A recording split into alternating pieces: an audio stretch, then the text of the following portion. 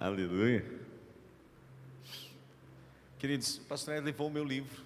Ai, eu peguei para mim, esqueci. Depois eu te dou outro. Eu vi o apóstolo Robert Dudu fazer isso. Eu sempre quis fazer. Digo, hoje eu vou pregar um livro. Ó. Para você pregar um livro, ele tem que ser bíblico, né, irmão? Concorda, não? Você não pode pregar um livro se ele não for um livro bíblico. Vamos mais? Vamos lá. Isso. Glória a Deus. Sem medo, sem medo. Prometo que se... Aí, agora veio. Precisar abaixar a frente. O Senhor nos deu esse livro. Esse é o 4º livro que eu escrevo. Mas eu só lancei o 4º. Os outros 3 eu não lancei. E era o mesmo livro.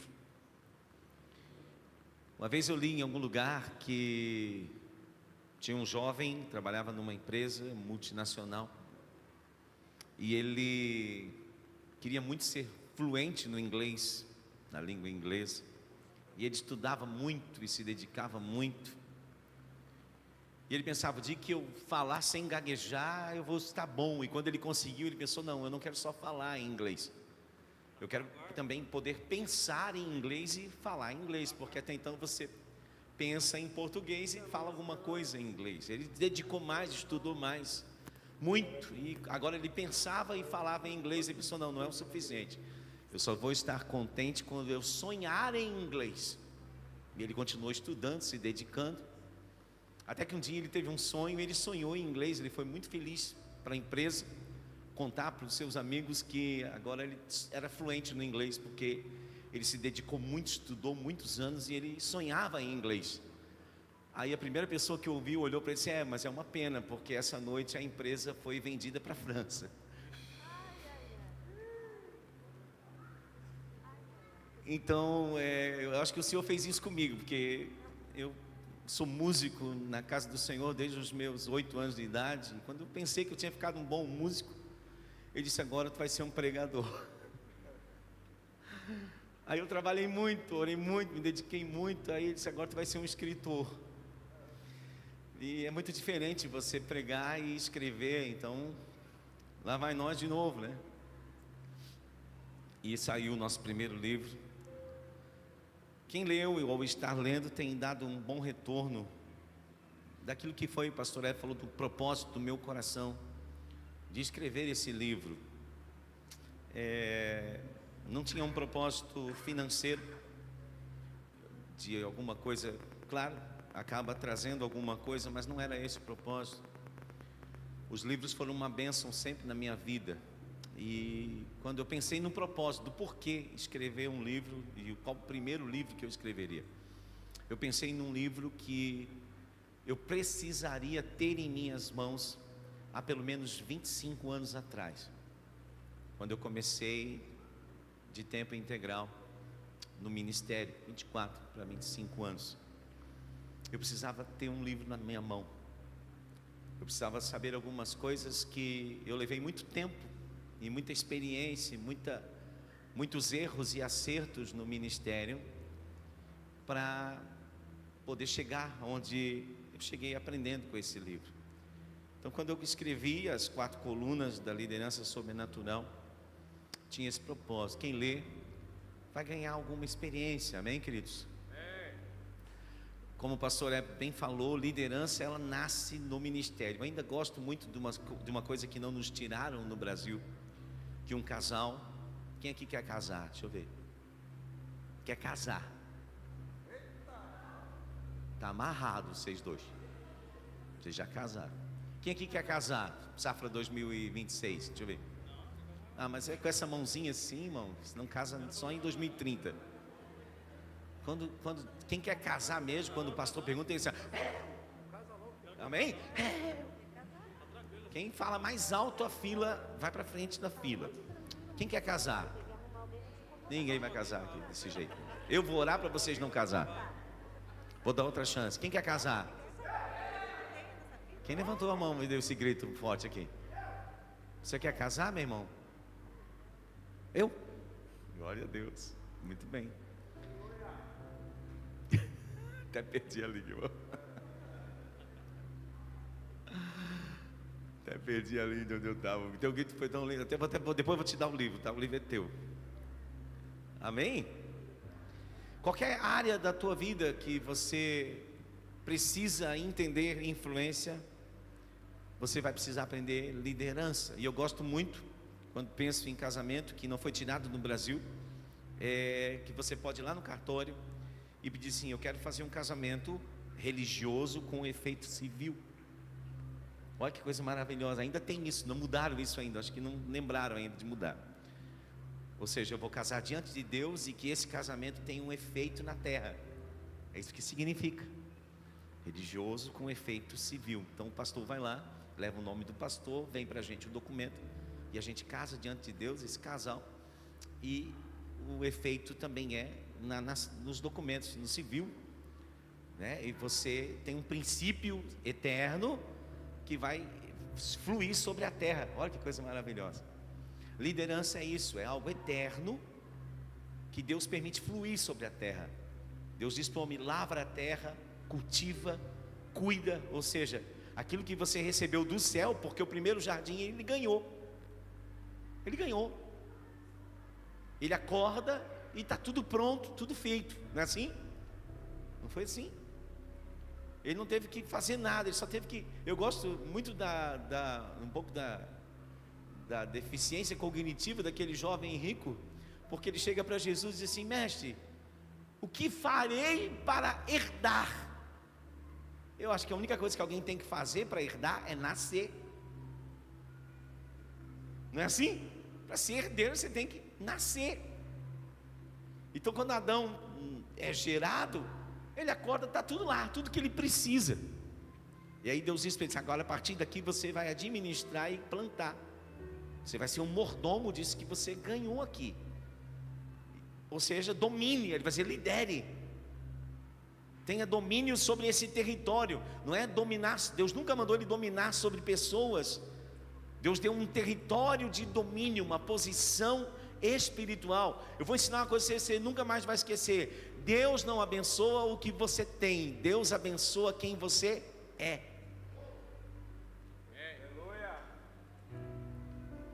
O que você tem é abençoado por aquilo que você é. Deus disse assim para Abraão: vou abençoar os que te abençoarem, vou amaldiçoar os que te amaldiçoarem, e tu ser uma bênção.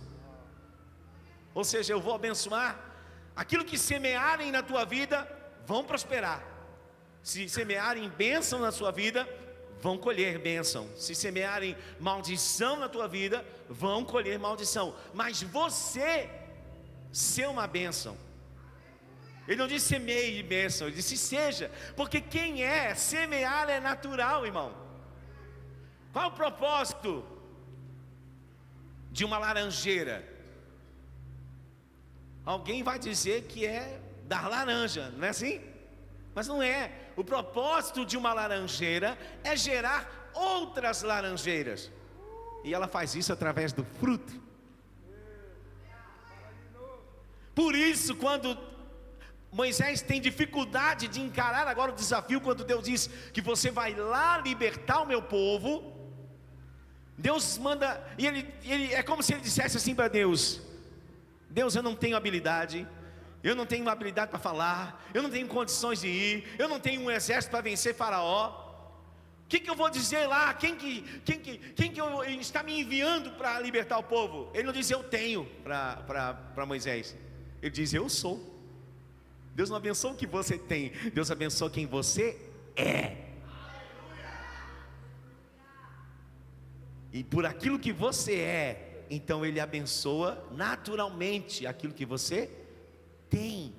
O que você tem será abençoado. Quando nós entendemos isso, muita coisa muda. Porque aí as pessoas ficam numa corrida desenfreada para ter, e nunca se preocupam com o ser. E elas sofrem e trabalham e se afadigam tanto na vida, né? Há um orgulho, muitas vezes até espiritual, né?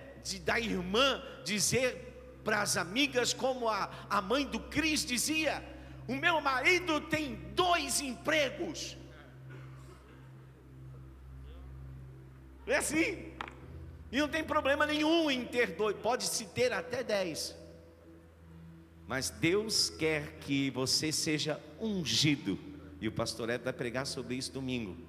Porque ao invés de você se matar fazendo uma coisa que Deus já deu para você, você vai ter uma unção que vai estender a mão de Deus. Minha mão vai só até aqui, mas a unção de Deus está tocando lá em Pernambuco. A unção de Deus está tocando lá na África agora. A unção de Deus está tocando lá no sul. A unção de Deus está tocando em muitos lugares. Mas começou só com a minha mão. Era eu que tinha que varrer a igreja. Era eu que tinha que tocar o teclado. Aí eu saía do teclado e vinha pregar. E deixava um fundo gravado ali no teclado. A minha esposa dirigia o ônibus da igreja. Ela chegava, cantava no louvor. Saía do louvor, ela tinha que ir cuidar das crianças. Quando ela saía da criança, a gente ia limpar a igreja de novo. E tudo a nossa mão tinha que tocar. Aí nós estamos entendendo a unção de Deus. E Deus vai fazendo com que aonde tua mão alcança, que é tão limitado, se você estender sua mão, Ele vai estender a dele e vai levar o teu alcance onde você jamais imaginou. Por isso ele vai dizer para Abacuque, quando Abacuque entende isso, ele vai dizer assim: Ele me fará andar sobre as minhas alturas. Ou seja, aquilo que os meus pés pulando, me esforçando, jamais alcançaria. Deus, quando eu entendi que ia adorá-lo, ainda que a figueira não floresça, ainda que o produto da oliveira minta, ainda que não haja ovelhas no curral, ainda que a geladeira pareça um coco, só tem água dentro, ainda que o carro esteja com o tanque vazio, quando eu adorá-lo de verdade, Ele vai me levar a andar onde os meus pés sozinhos, com todo o meu esforço, com toda a minha habilidade, jamais alcançariam. Ele.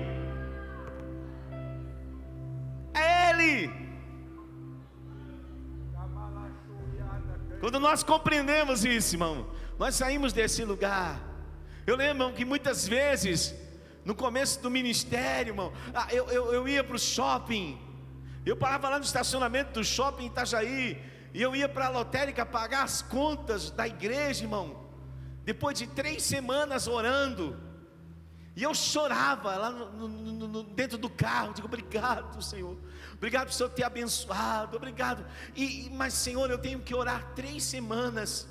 Sobra 1 semana para eu orar de verdade pelas almas. 3 semanas eu tenho que orar para pagar as contas. Alguma coisa está errada aqui. O que o Senhor está querendo me ensinar? O que o Senhor está querendo me dizer? Sabe o que Ele me ensinou, queridos?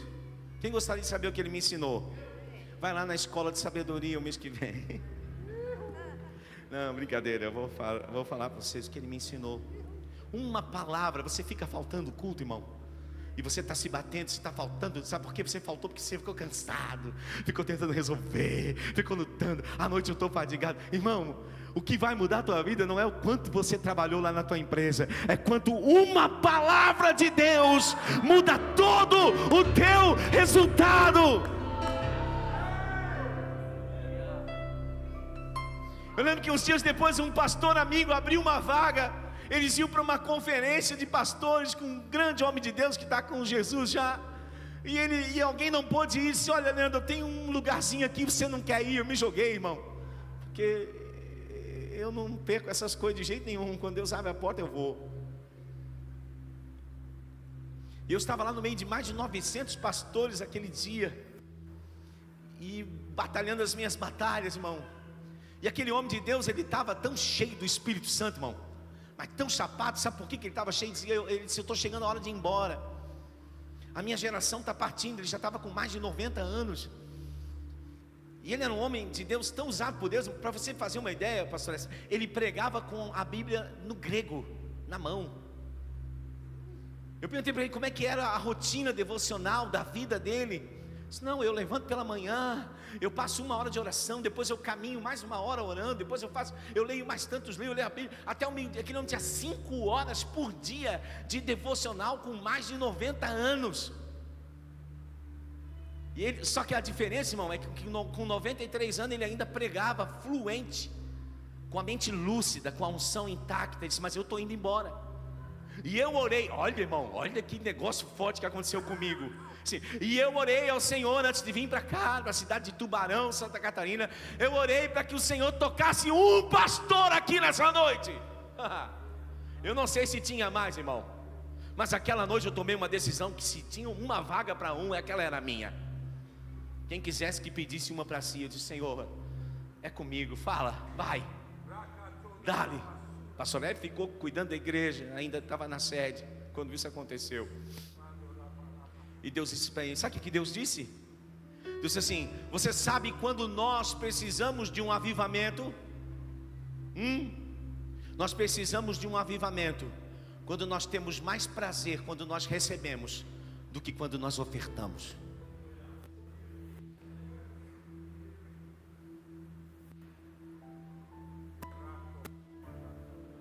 Quem gosta de receber aqui? Eu gosto. Eu não preciso fazer curso para receber. Precisa não? Vou convidar você para comer um pastel de camarão no Babico depois do culto. Quem precisa de curso para isso? Precisa não? Precisa de um curso de como ir? Mas nós precisamos de um curso como ofertar, como oferecer. E aquilo caiu no meu coração como um raio, irmão, porque Deus falou comigo. Eu tinha muito mais prazer quando eu recebia do que quando eu oferecia. E aquilo norteou a nossa. Eu voltei, irmão, daqui da conferência. Nós começamos a orar, eu, pastor Everton, alguns irmãos. 40 dias, aquela oração foi crescendo naquela palavra. 40 dias, irmão. Foi 40 dias atravessando um deserto, 40 dias de jejum e oração. Naquela palavra, toda noite eu pregava a mesma palavra, 40 dias. Quando terminaram aqueles 40 dias, irmão, a gente já estava até dormindo. Eu pregava e o pastor dormia atrás do púlpito já, porque eu pregava a mesma palavra. Mas quando terminaram aqueles 40 dias, irmão, nunca mais eu chorei para pagar as contas.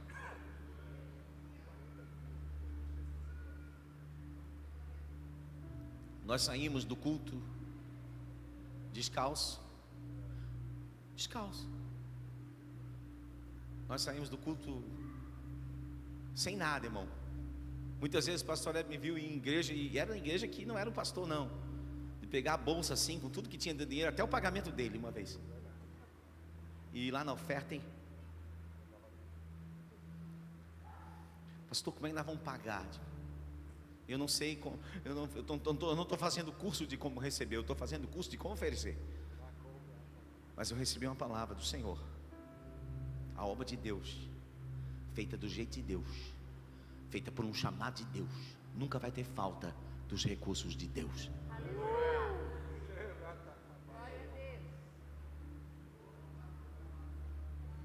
Nunca vai ter falta dos recursos de Deus.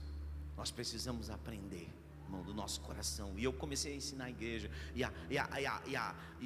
O norte do nosso discipulado sempre foi esse, irmão. Pastor, eu estou com um problema de casamento. Pode olhar. Quando você noivou, você sentou com o pastor e disse: eu quero cuidar dela, eu quero fazer ela feliz, eu quero agradar ela, eu quero dar o melhor para ela. Eu estou oferecendo. Na crise eu sento com o pastor que ele não está fazendo para mim, ele não está dando algo para mim, ele não está movendo algo para mim. Eu estou brigando e discutindo e tendo problemas, porque eu troquei o oferecer pelo receber. Eu me preocupei mais com o que eu recebo do que com aquilo que eu oferto. E a oferta já foi ministrada, você não vai ofertar de novo. Amém? Fica tranquilo. E nós começamos a entender, irmão, todo o discipulado de levar os crentes à maturidade, irmão. Justamente toda a estrutura de discipulado, entendendo isso. Igrejas não crescem mais, está aqui no livro, porque elas estão cheias de pedintes que nós falhamos em converter em ofertantes. Quando nós discipulamos os crentes, todos nós chegamos na igreja como pedintes. Pode ver, irmão, as canções que nos agradam quando nós chegamos, elas estão falando da gente, da minha alma, da minha condição. Rompendo em fé, minha,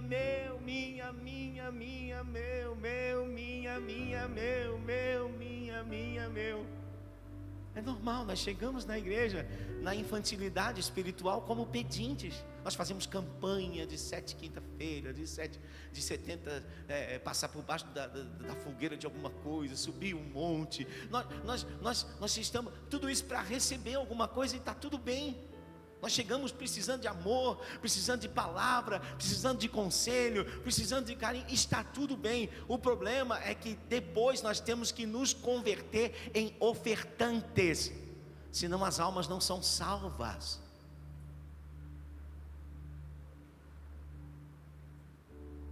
Mas nós não falhamos até aqui não, pastor Everton. Sabe quando nós falhamos? Posso falar não? Posso falar, Bruno? Mas eu estou corrigindo há algum tempo e Deus tem feito algo maravilhoso, pelo menos na igreja local, lá na igreja sede. Nós começamos a falhar quando nós pensamos que pregadores não tinham que ganhar almas. Gente que gosta muito de pregar, mas não ganha alma para Jesus. Pregadores não nascem no púlpito, pregadores nascem na rua, ganhando as almas. Eu sempre tenho comigo, onde eu vou. Eu já tenho meu convidado domingo que vai estar na igreja. Hoje eu estava cortando meu cabelo para vir bem lindo para cá. Aí meu cabeleireiro disse para uma senhora assim: a senhora não foi lá na igreja, eu já convidei. Aí ela assim: eu perdi o cartão. Eu disse: opa, perdeu o cartão? Está aqui? Aí ela assim: então domingo eu vou estar lá.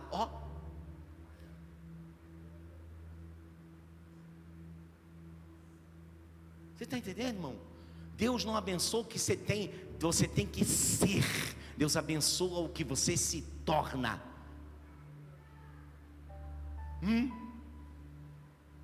Irmão, eu comecei na minha vida, eu comecei a trabalhar aos 9 anos de idade. Pesado, irmão. Eu descarregava caminhão com 11 anos de idade. Pesado, irmão. Se botasse um terno de lista, em mim tinha uma lista só. De tão seco, de tão magro. Sabe, se olhasse de cima no mapa, no Google Maps, era um ponto. Se deitasse, era um traço. Seco, irmão. Só tinha joelho e orelha, mais nada. Meu Deus do céu. A minha esposa, quando foi a primeira vez na minha casa, minha mãe foi mostrar uma foto para ela, irmão. Sério, ela olhou a foto e disse: parecia um morcego. De tão feio, irmão. Mas ela comprou na planta, depois ela foi ajeitando. De tão magro. Mas sabe o que minha mãe dizia? Quando eu não tinha, no sábado eu trabalhava em supermercado, aí não tinha que descarregar o caminhão. E ela sempre dizia assim: meu filho, se veste de acordo com o lugar que você quer ocupar, e não de acordo com o lugar que você ocupa. Aí ela fazia eu ir com a roupa do culto no sábado. Aí quando chegava um caminhão extra, ninguém me botava a descarregar o caminhão, porque eu estava tão arrumado, irmão, que eles não tinham coragem de me botar a descarregar o caminhão. Mas quando precisava um fiscal de caixa, quando precisava um locutor, quando precisava fazer, aí eles olhavam para mim e viam. E até a esposa me achou nesse dia, irmão. Tu acredita nisso? Eu encontrei, olha a mulher linda que Deus me deu ali naquele dia. Ela se apaixonou por mim ali. Eu era fiscal de caixa e o pai dela fazia compra no supermercado. Tinha um prédio do lado do mercado que eu trabalhava. E eu era que assinava o cheque. E a mãe dela olhou assim: olha ali aquele menino que descarregava ali a compra, caminhão. Agora ele já é fiscal de caixa. Daqui a pouco vai ser gerente. E ela já se apaixonou por mim ali, ela já ficou me olhando. Eu não via porque ela era muito novinha. Ela não estava nem nos chamados para marcar ainda. Mas o tempo passou, amém? E a gente se encontrou e esse ano a gente completa 31 anos de casado, para a glória de Deus. Mas foi ali.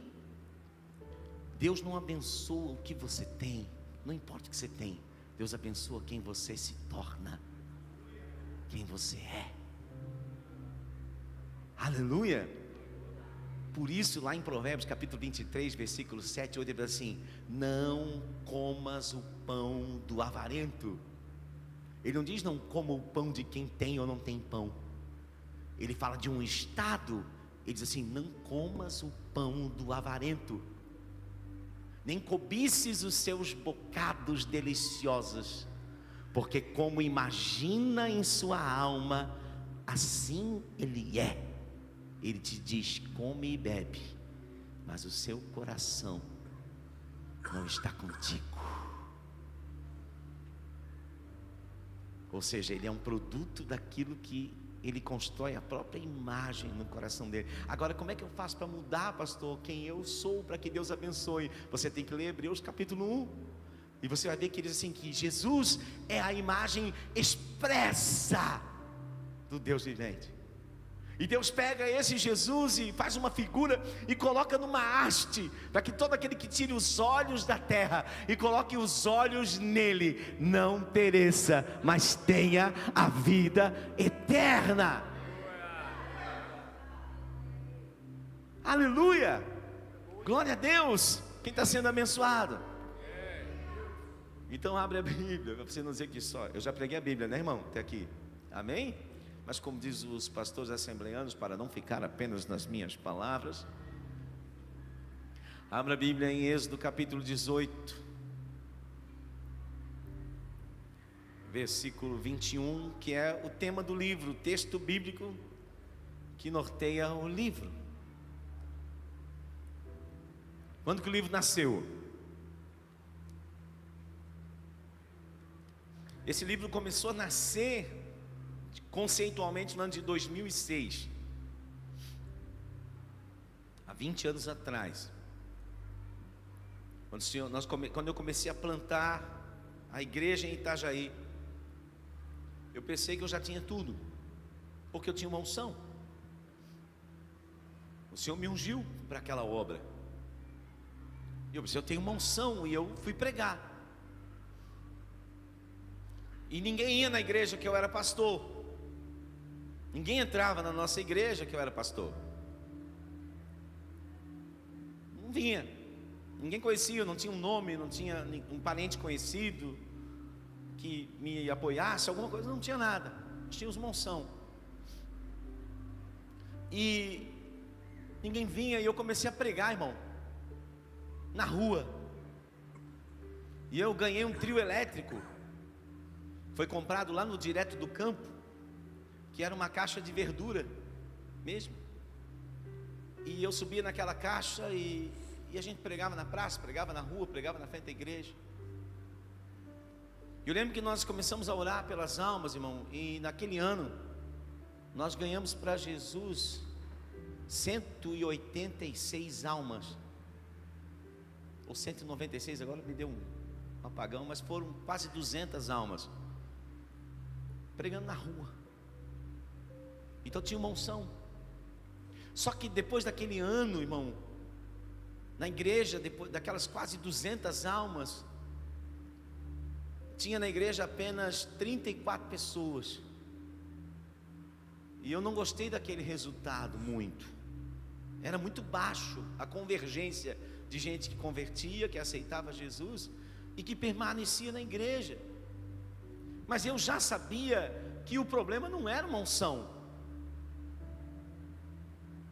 Se o problema não é uma unção, qual é o problema? Pergunta para mim.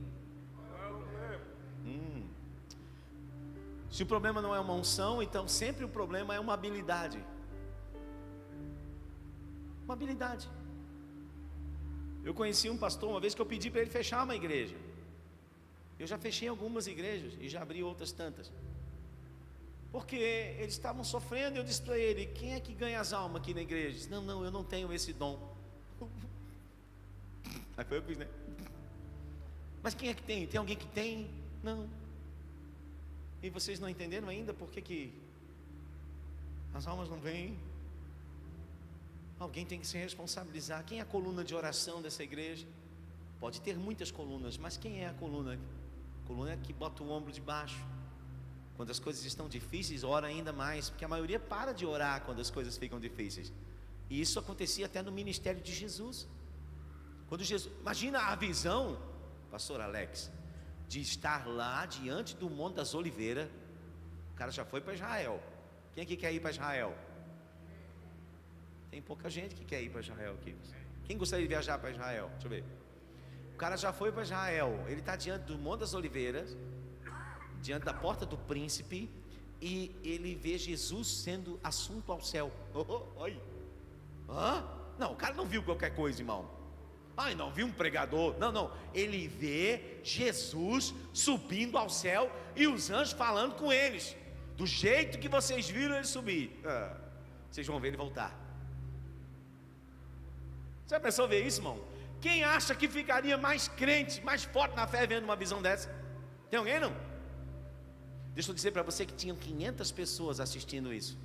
E Jesus disse assim, vocês só ficam numa reunião de oração até que do alto venha o poder para vocês. Sabe quantas pessoas tinham 10 dias depois? 120. 120.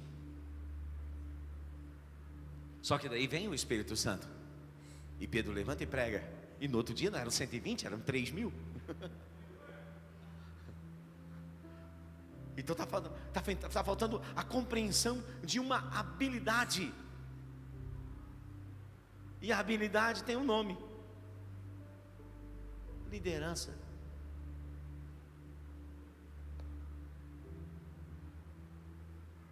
Sabe que pastor, a Bíblia não chama, a Bíblia não contém a palavra liderança. E é verdade.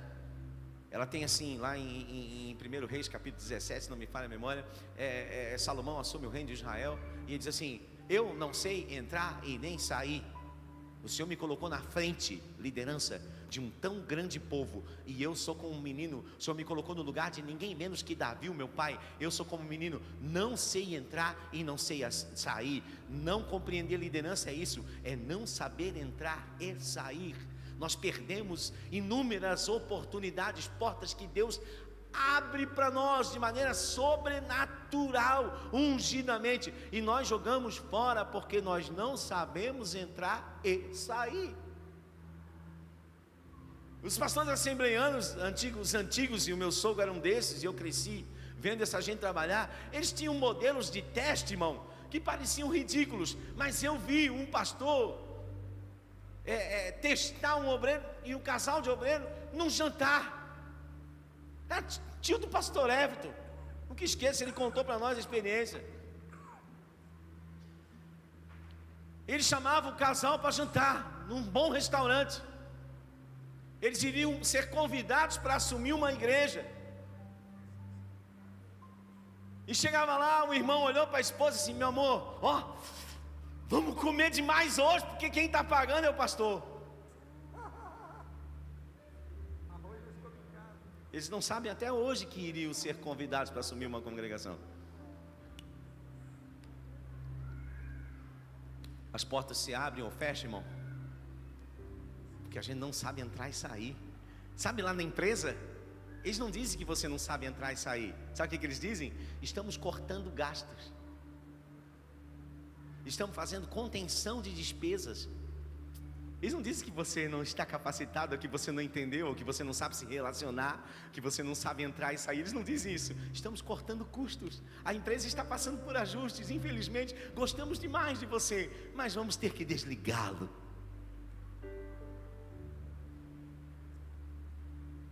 Talvez você não entende porque você é quem mais entende do assunto, domina do assunto, compreende o assunto, e a promoção foi para o outro, que parece um vereador. A única coisa que ele faz é cumprimentar todo mundo, abraçar todo mundo. E você diz assim, como assim? O puxa-saco levou a promoção. Mas é porque a coluna do relacionamento é tão importante quanto a coluna do caráter. Se você pode ter um bom caráter, mas se você não sabe se relacionar, você frita o ambiente onde você está. Você já entrou num lugar que o ambiente estava pesado, frito? Você já viu gente que frita o ambiente? Não. Que a pessoa entra no lugar, parece que tem uma nuvem escura junto assim, tudo vai dar errado, tudo não vai dar certo, tudo ela já se frustrou, tudo ela já viu uma experiência ruim, tudo já enganaram ela. Tem gente, irmão, um dia eu disse para alguém, pelo amor de Deus, não se ofenda comigo, mas quem tem inveja de pobre é mendigo, irmão. Para de achar que todo mundo tem inveja de você. A pessoa parece que todo mundo está conspirando contra ela, todo mundo está querendo. Para, irmão, quem tem inveja de pobre é mendigo, irmão. Eu vou perder tudo. Perdeu tudo se você não tem nada. Vai perder tudo o quê? Eu estou apostando tudo. Tudo o quê?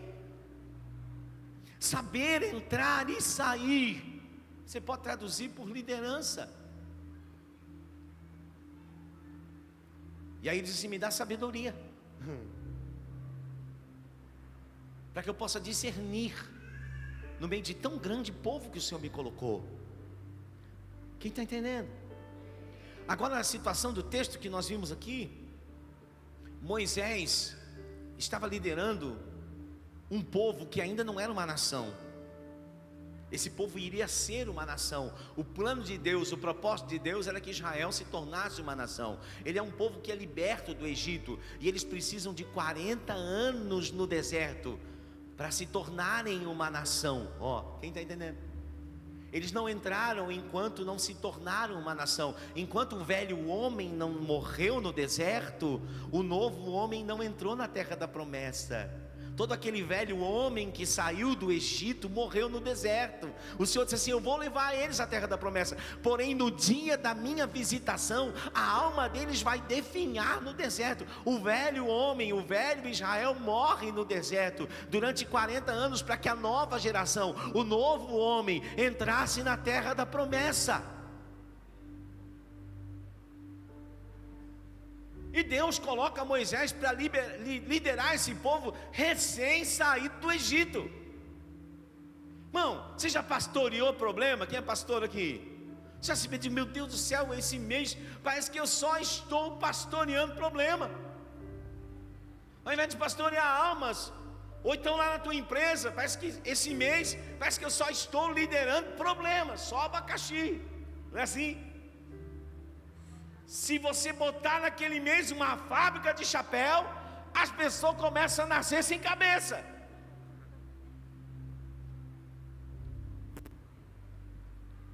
E o que eu preciso entender? Eu estou fazendo força demais com habilidade de menos.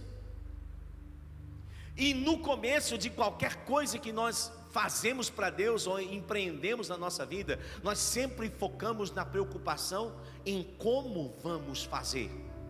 E é natural. Como eu vou comprar uma máquina, como eu vou comprar um equipamento, como eu vou comprar cadeira, como eu vou comprar um teclado melhor, como eu vou comprar um som, como eu vou comprar um terreno, como eu vou fazer um prédio, como. E nós focamos tanto no como e nós esquecemos da pergunta mais importante, que a maturidade na liderança vai nos ensinar. Você gostaria de saber? Quem? Não é como, é quem. Se você está fazendo sozinho, às vezes eu moro em um lugar assim que tem bastante lojas, irmão, e eu sei as lojas que vão dar certo e as lojas que não vão. E eu sou capaz até de contar para você qual o ponto que eu encontro, e a maioria delas fecham em pouco tempo. E eu sei quais vão dar certo e quais vão dar errado. Olha, irmão, que informação preciosa. E eu passo todo dia lá e eu vejo, eu sei qual vai dar certo e eu sei qual vai dar errado. E se um dia alguém perguntar para mim, eu vou contar um pouco como eu sei.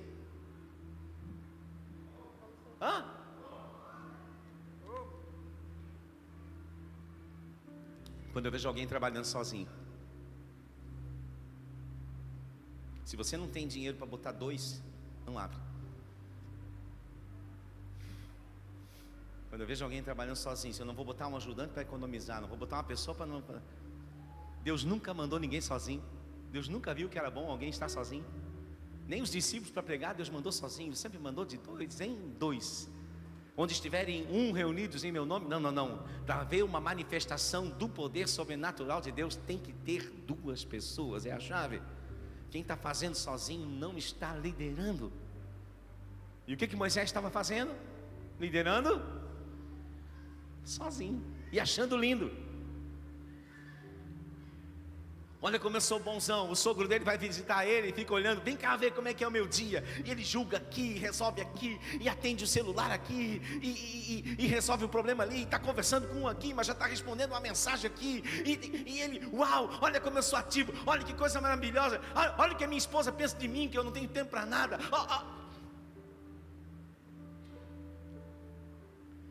Eu sempre conto quando eu lembro, porque eu lembro do meu sogro. Meu sogro, ele era um pregador antigo, um grande pregador. Então quando eu comecei a pregar, eu ficava muito nervoso quando ele estava no culto. E ele, irmão, e o pregador assembleiano, ele faz cara mesmo. Ele senta aqui na frente, ele cruza a perna assim, abre a Bíblia e fica aqui, ó. Tipo assim, aí ele olha para você e vai assim, ó.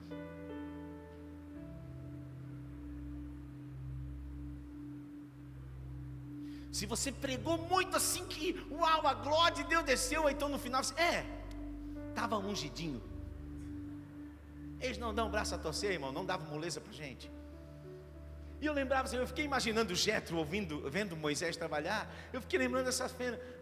Moisés está lá trabalhando e o Jetro assim, ó. No final do dia, Moisés, como vai assim, esperando uma validação, esperando uma aprovação.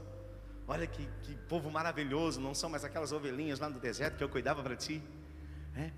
Aí o Jetro disse: não é bom o que tu fazes, vai te matar e vai matar quem você está cuidando. Fazer sozinho vai te matar e matar quem está recebendo o teu serviço. Se você for em alguns lugares para ir, vão cobrar 30 mil para você almoçar com alguém para ensinar isso para você. Não faça sozinho. Se você está fazendo sozinho, você está se matando e matando outras pessoas. Está matando a tua família, está matando um monte de coisa. Não faça sozinho. O problema é que fazer com outros vai expor você a situações difíceis, porque gente é problema. Quem concorda comigo? Que o mundo ficaria muito melhor sem gente. Só eu no mundo. Você já viu? A pessoa, quanto mais problema ela tem com gente, mais ela acha que o cachorro é muito melhor do que gente. Não é verdade, irmão? Ela é tão frustrada com pessoas que ela acha que o cachorro é melhor do que gente. O melhor amigo do homem é o cachorro. Claro, ele não reclama, não faz nada,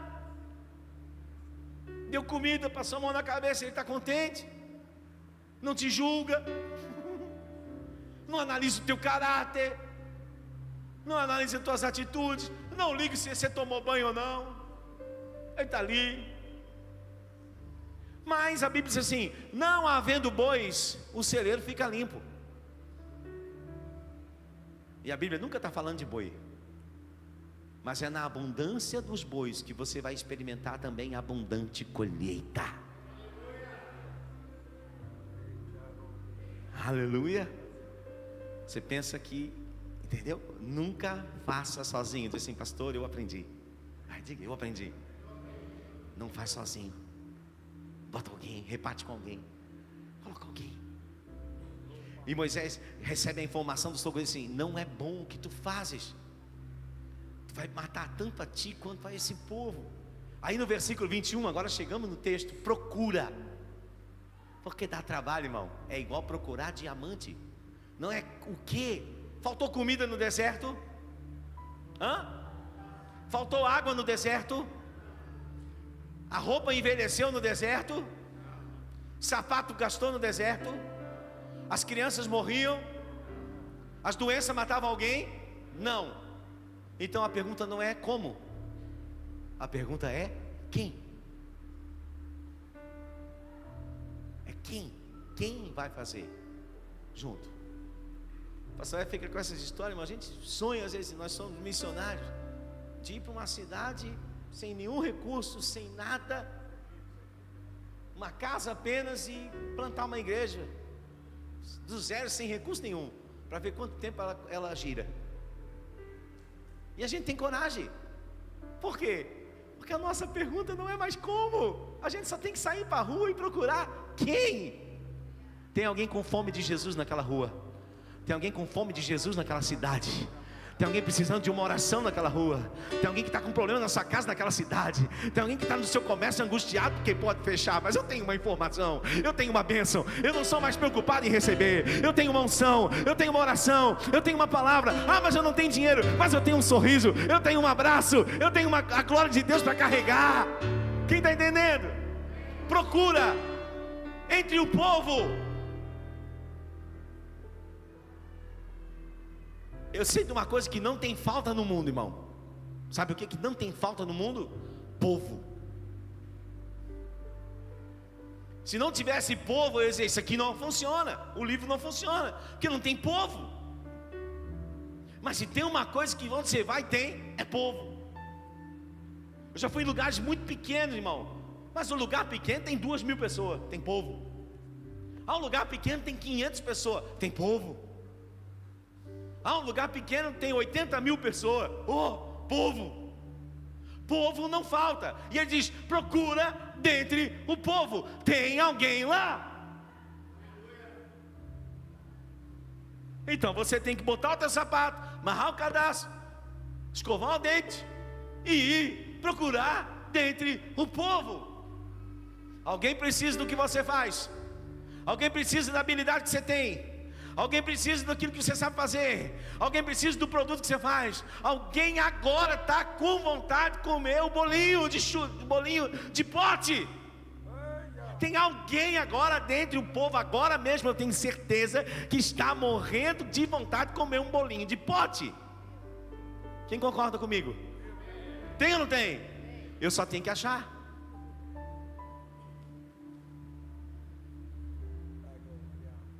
Eu só tenho que achar. Procura dentre o povo. Meu pai sempre dizia, meu pai era vendedor, ele queria que eu fosse vendedor. Ele disse assim, Leandro, você tem que estar disposto para ser um bom vendedor, a ganhar 100 nãos para encontrar um sim. Então se um sim me custa 100 nãos, eu não preciso ir atrás do sim, eu tenho que ir atrás dos nãos. Pastora Bárbara, não vai atrás dos sims, eu preciso encontrar sim. Não, procure os nãos, porque o sim vem depois dos nãos.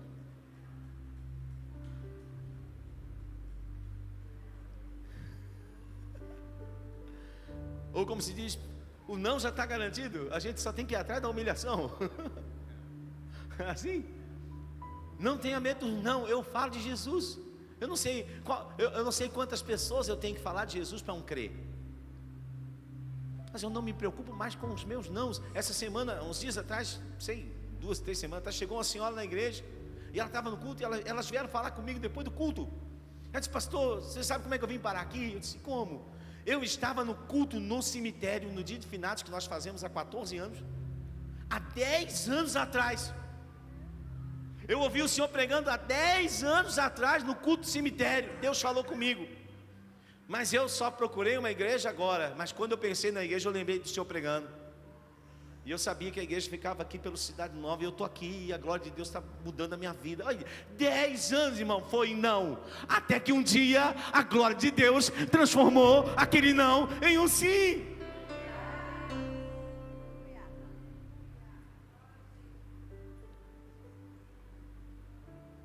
Que está entendendo? Procura dentre o povo. Se tem uma coisa que não tem falta, e você nunca vai esquecer, é que sempre tem povo.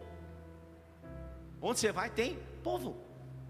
Então o que Deus quer abençoar você está no meio do povo. Como é que eu encontro, pastor? Aqui é a boa pergunta. A porta para você encontrar não é pedindo. A porta para você encontrar é oferecendo. Esses dias eu estava em um casamento e tinha um prefeito de uma cidade, e eu estava conversando com ele, e eu falando sobre esse princípio, e eu disse, eu sempre falo uma coisa, mas agora eu quero saber se é verdade. Seja sincero comigo. Se eu estou precisando de uma coisa, e eu chego lá na prefeitura, quantos assessores eu tenho que falar até conseguir falar contigo? Muitos. Para pedir, olha, você fala com o recepcionista, manda para cá, o prefeito não pode agora, fala com o chefe de gabinete, fala com você fulano. Mas se eu tiver algo importante para oferecer para a cidade, e a informação chegar no teu ouvido, quanto tempo eu levo para ser recebido? As portas não se abrem por aquilo que nós recebemos, as portas se abrem por aquilo que nós oferecemos. Jesus disse, eu não vim para ser servido, eu vim para servir. E a verdadeira liderança é servir. Ah, tu é um apóstolo. Irmão, sabe como é que eu comecei a ser apóstolo? E eu nem sabia o que era um apóstolo.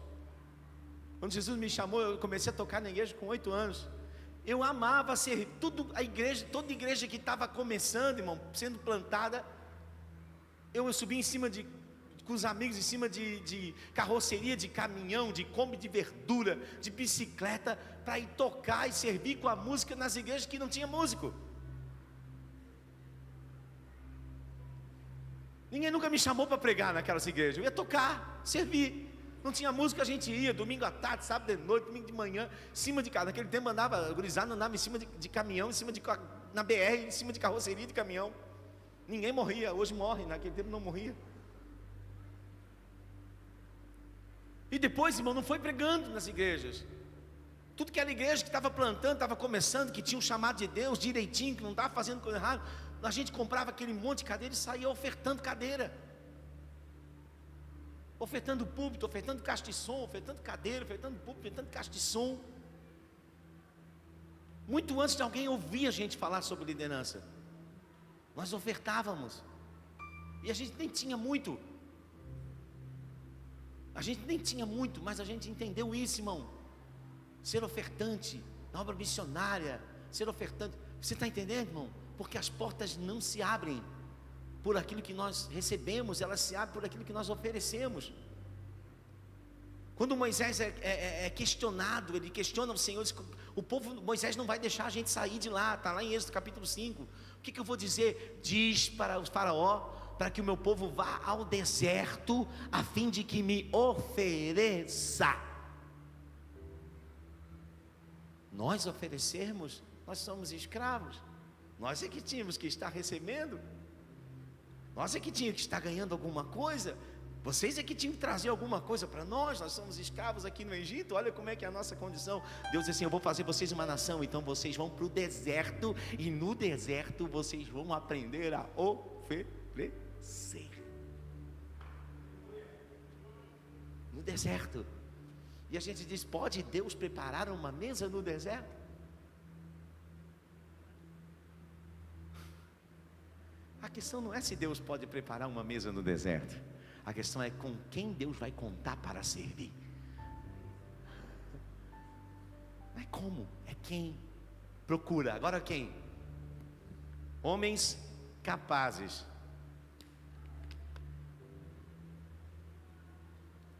Eu coloco por último essa coluna no livro. Capacidade por último, porque nós somos muito sensíveis quanto à necessidade.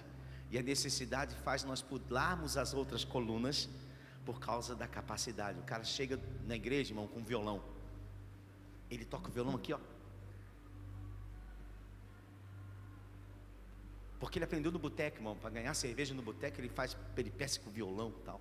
Aí ele vem para a igreja: uau, chegou o meu ministro de louvor. Mas ele não foi tratado no altar. Ele não foi tratado no caráter. Ele não foi tratado no relacionamento. Mas por causa da capacidade, nós botamos ele no altar.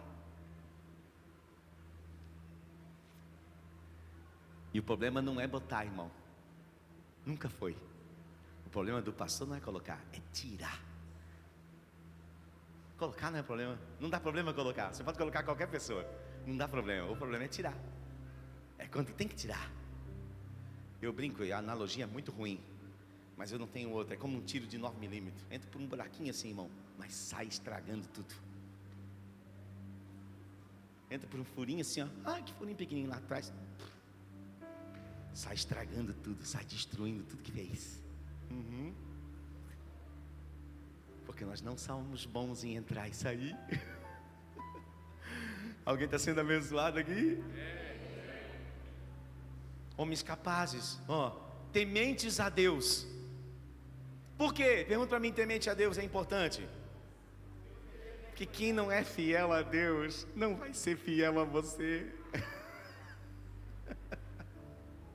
Esquece, irmão, você não é melhor do que Deus. Se a pessoa não teme a Deus, ela vai afrontar para você.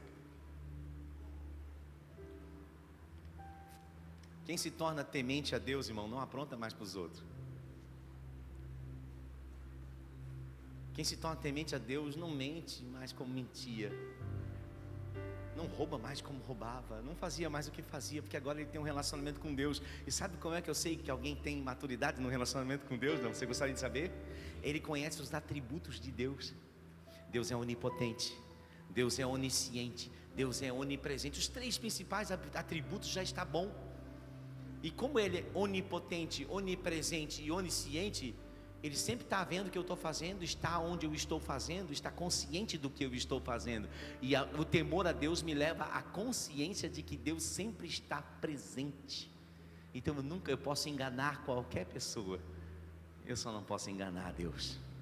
Ele sabe desde o profundo do meu coração a verdadeira intenção para a qual eu estou fazendo aquilo. Então quanto mais eu tenho consciência da presença de Deus, mais o temor aumenta. Eu não faço mais porque o pastor pode brigar, eu não faço mais porque a minha mãe pode brigar, eu não faço mais porque a minha esposa pode ficar triste, eu não faço mais porque eu quero proteger o coração de Deus. E você já notou que nós chegamos na igreja e nós fazemos uma pergunta: o que é que tem que fazer, o que pode e o que não pode? Nós queremos uma religião.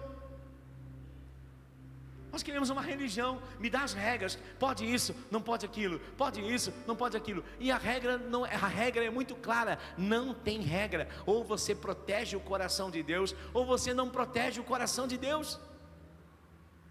Quero saber o que é certo, pastor. O que você está fazendo? Protege o coração de Deus?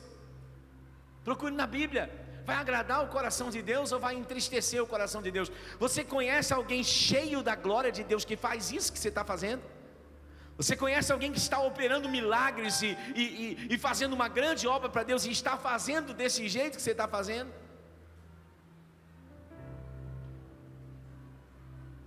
Então a coluna do altar é importante, irmão, demais, porque é ela que vai nos moldar em todas as outras colunas. Homens de verdade. Eu gosto dos 2 sentidos da palavra: homens de verdade e homens de verdade. Pastor, mas não é a mesma coisa não. Homens de verdade é homens que andam na verdade, e homens de verdade é que são homens de verdade. Homem.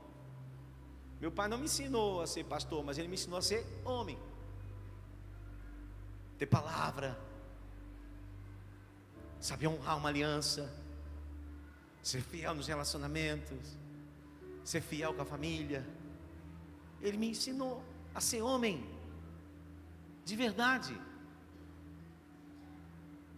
E eu ensinei meus filhos a serem homens de verdade. E a prova de homens de verdade é que Deus deu para eles mulheres de verdade. Quem está entendendo, irmão? Procura homens de verdade. Eu preciso de um conselheiro. Procura homens em verdade e de verdade. E quando eu falo de homens, estou falando no gênero geral, homem e mulher. Outro: que aborreçam a avareza. Isso eu já falei demais. Eu digo, por que a avareza? Que coluna eu posso nomear para distinguir aqueles que aborrecem a avareza? Coluna do relacionamento. Por quê? O ápice de um problema de relacionamento é sempre a avareza. Porque a avareza é a manifestação do egoísmo. Quanto mais eu penso somente em mim, mais eu destruo os meus relacionamentos. O que a Bíblia diz? O solitário busca o seu próprio interesse e insurge-se contra a verdadeira sabedoria. Egoísmo. Nós estamos perdendo portas e oportunidades de Deus. Não é porque Deus não nos abençoou, é que nós somos egoístas.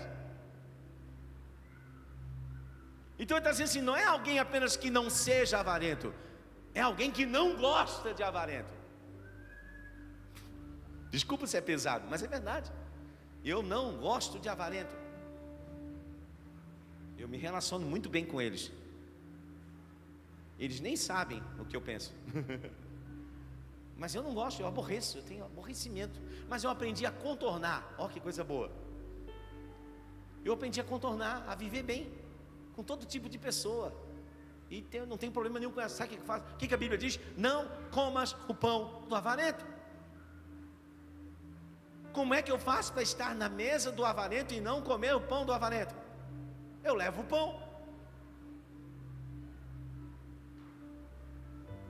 Eu pago a conta. Eu chamo na minha mesa.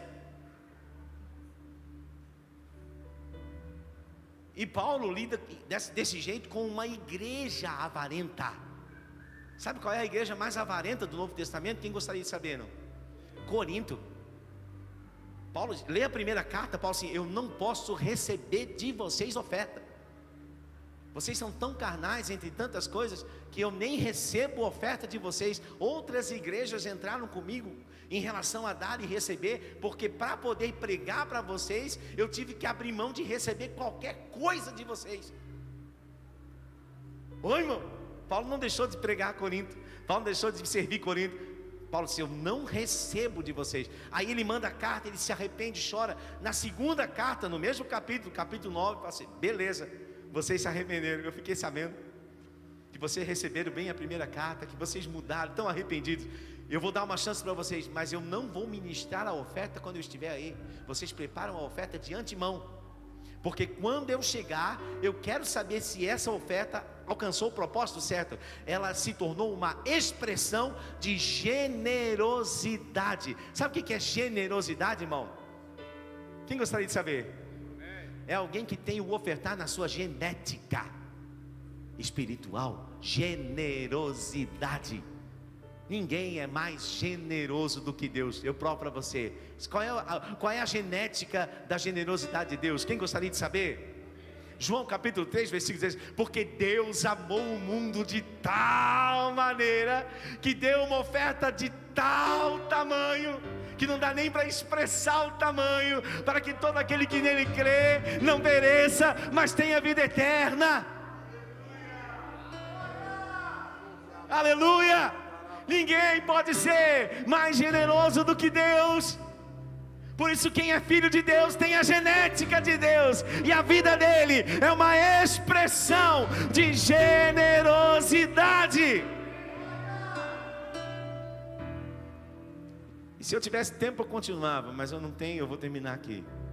Quarta-feira que vem eu concluo. E ele diz: coloca eles, para terminar, chefe de 1000.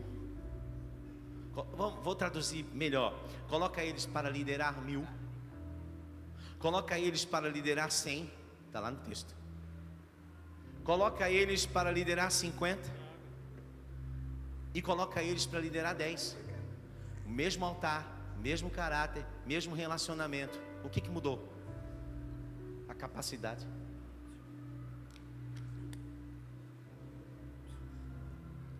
Mas eu sou tão crente, Deus me colocou para liderar só 10. Cresce na tua habilidade. Vai mais na escola de sabedoria. É aqui pertinho, você nem vai.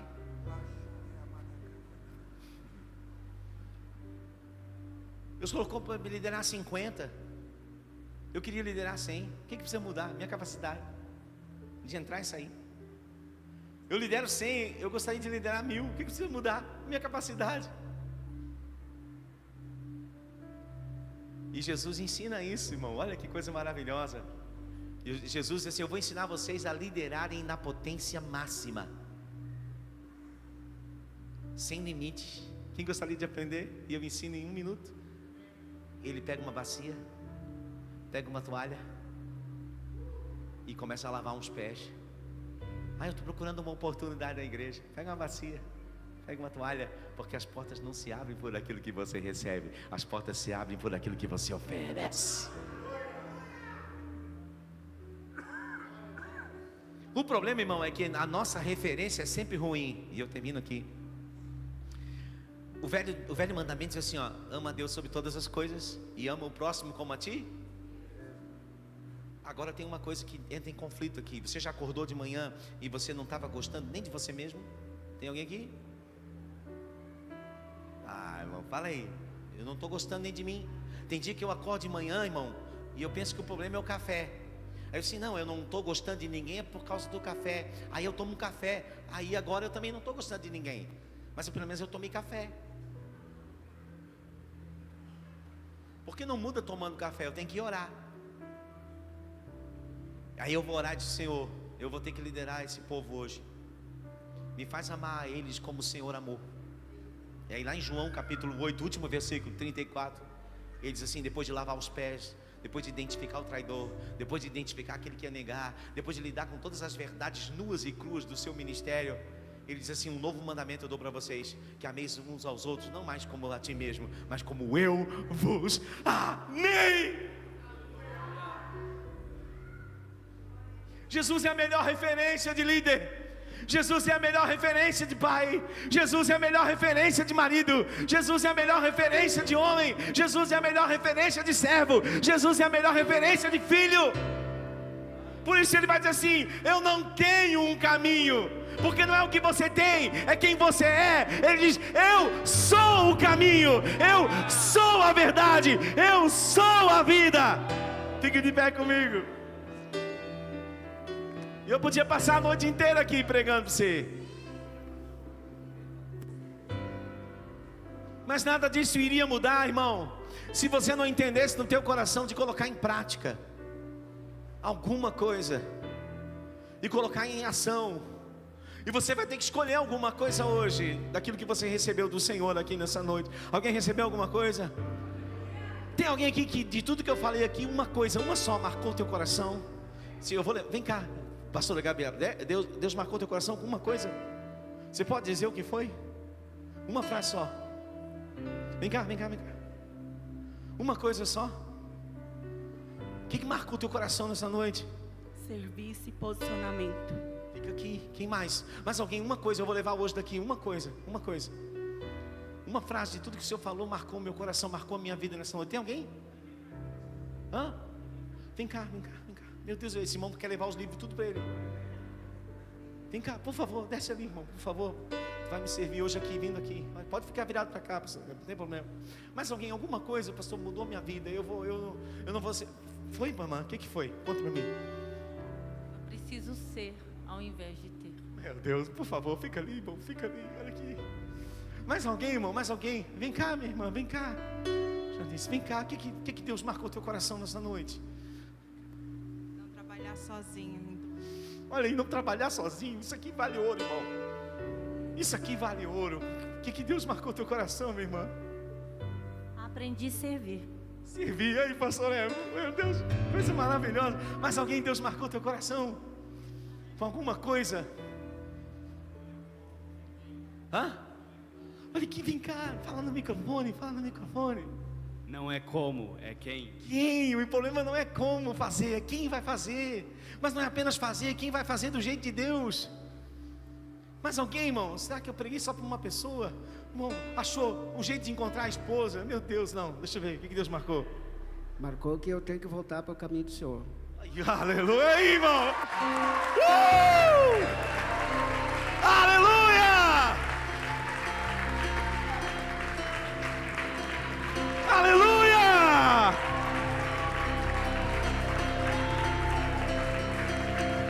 Glória!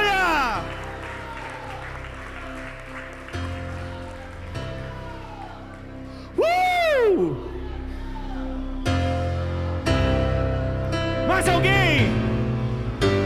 alguém, Deus marcou teu coração nessa noite com alguma coisa, uma informação. Sabe por quê, irmão? Porque Noé salvou a sua casa com uma informação. Noé salvou a sua casa com uma informação. Todo mundo não estava sabendo o que ia acontecer. Deus disse para Noé: faz uma arca, porque eu vou mandar o dilúvio sobre a terra. Noé salvou a sua família porque ele tinha uma informação.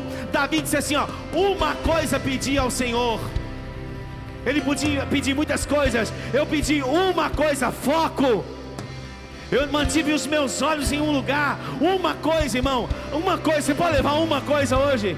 Tem mais alguém? Eu já estou cansado, irmão. Quem mais? Oh, meu Deus, vem cá.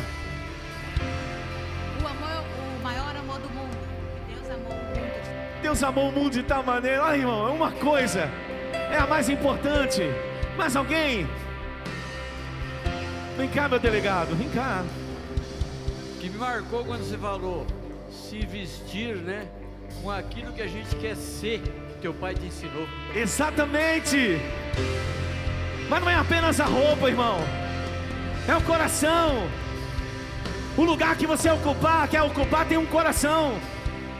O lugar que Deus quer colocar você tem uma atitude. O lugar que você quer trabalhar tem um jeito de entrar. Todo lugar tem um jeito de entrar. Você tem um bom coração, mas às vezes não tem o jeito certo. Aleluia! Estenda as mãos para esses irmãos. E eu sei que Deus falou com você, aí onde você está também. E tem uma coisa só que a gente tem que fazer agora, é adorar. Poderoso, diga. Digno de louvor, Tu és santo,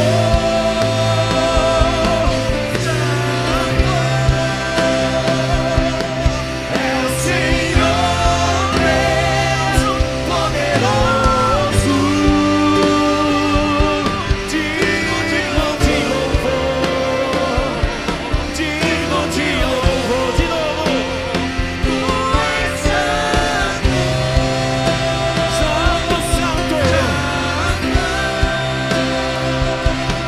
é o Senhor poderoso, digno de louvor, digno de louvor. Amém. Estenda as mãos. Pai, no nome de Jesus, procura dentre o povo, procura dentre o povo nessa noite homens e mulheres dispostos a serem edificados nas colunas sobrenaturais da liderança, pessoas que vão aumentar a sua vida no altar.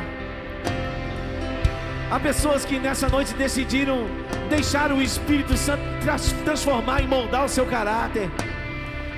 Tem pessoas nessa noite, nesse lugar, que precisam e querem crescer nos seus relacionamentos, saber entrar, saber sair. Tem pessoas que querem servir melhor.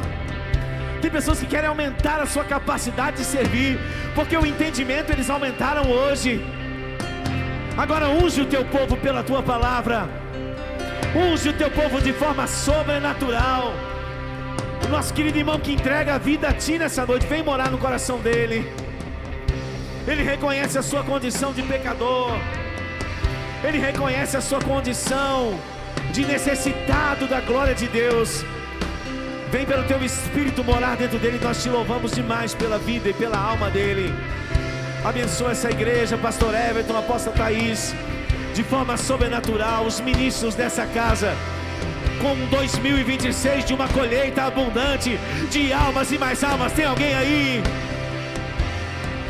Diga comigo, almas e mais almas. Os famintos estão entre o povo.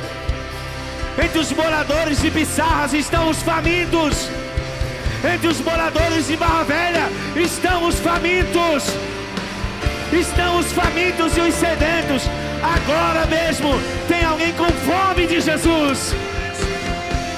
Nos mostra, em nome de Jesus. É o Senhor poderoso, digno de louvor, digno de louvor. Tu és santo, santo. É o Senhor Deus poderoso, digno de louvor, digno de louvor.